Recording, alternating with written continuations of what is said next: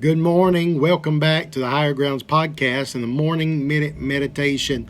I'd like to share with you a verse from the Gospel of John, chapter number 4 and verse number 34. Bible says, Jesus saith unto them, My meat is to do the will of him that sent me and to finish his work. Now, this verse is coming right on the heels of Jesus as he goes through Samaria. You know the story of him there with the woman at the well, how her life has changed forever. After that takes place, his disciples are simply trying to get Jesus to eat. Jesus looks at them and he says, I have meat that you know not of.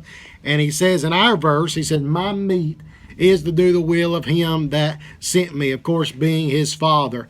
Now, the meat here that Jesus is referring to is simply, in essence, the joy and the light that he received from doing the will of his Father. Now, I believe that you agree with me that Jesus is the example that you and I are to live our lives by as Christians. We are to live as he lived.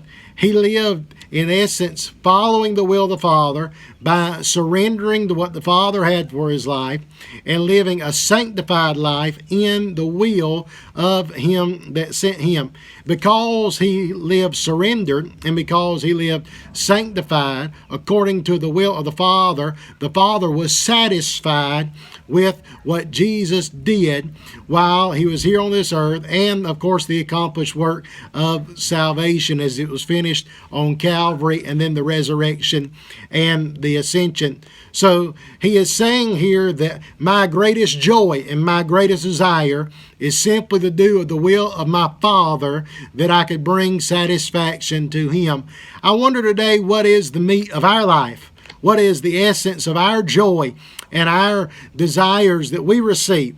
Is it to do the will of him that sent us, or is it to do our own will? Well, we may be careful to do the will of our Father. God bless. Have a wonderful day.